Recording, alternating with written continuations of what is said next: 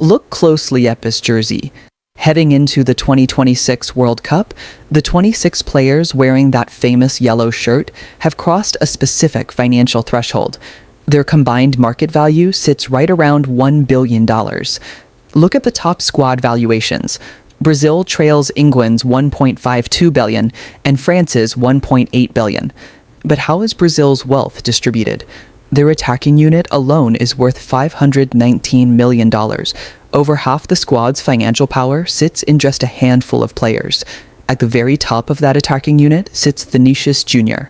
Evaluated at $174 million, he ranks in the global top 5 for highest transfer values on the planet. All this accumulated talent and wealth is aimed directly at one specific target: winning a World Cup. Brazil hasn't lifted this trophy since 2002. An entire generation has grown up watching the most successful nation in the sport's history repeatedly fail on the biggest stage. The depth behind Vinicius Jr. is immense. You have Premier League standouts like Bruno Guimaraes and Gabriel Magalhães, each carrying price tags north of $80 million, backed by teenagers who are already starring for elite European academies. Yet this scale graphic weighs the highest valuation on the team against one of the lowest. On one side, Vinicius Jr.'s $174 million. On the other side, a shockingly small valuation of just $8 to $9 million. That tiny $8 million figure belongs to Neymar. Without a doubt, the most famous Brazilian footballer of the 21st century is currently valued lower than several backups you might not even recognize. For over 10 long years, the entire hopes of a nation of 200 million people rested entirely on his shoulders. Today, on paper, he is statistically one of the least valuable assets on the roster. The market math behind that drop is straightforward.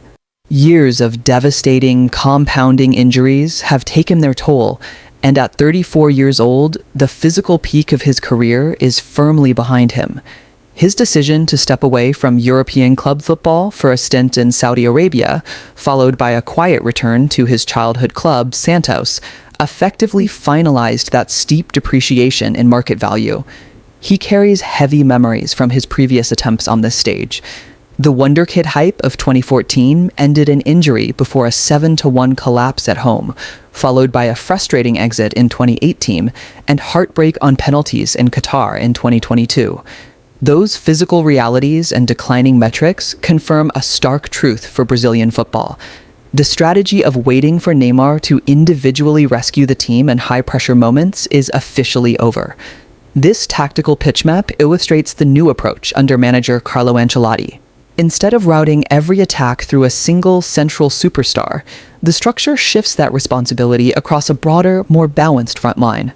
Vinicius Jr. has absorbed the role of the undisputed tactical engine. The team's pressing traps, rapid transition speeds, and finishing sequences are built precisely around his pace and decision-making. Stripped of the mandate to carry the entire offense, Neymar has found a different purpose.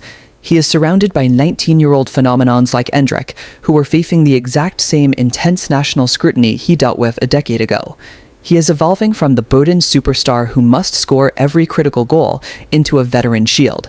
His presence in the locker room absorbs the media attention, allowing the younger players to operate without the crushing weight of public expectation. If you rely purely on the financial data, the tournament is already decided.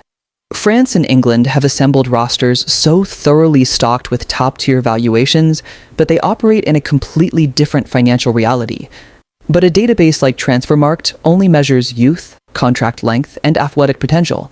It has no mechanism to calculate the impact of experience, or the psychological drive of a player who knows his time is running out. This is Neymar's fourth, and highly likely final, World Cup. He understands the unique isolation of failing in the yellow shirt better than anyone alive, and that deep well of resilience is something Ancelotti can deploy when a knockout match inevitably goes wrong. Brazil spent 24 years trying to win with generational superstars. Now they have built a billion-dollar machine. But the final component they need to actually win the trophy might be the quiet leadership of an $8 million veteran.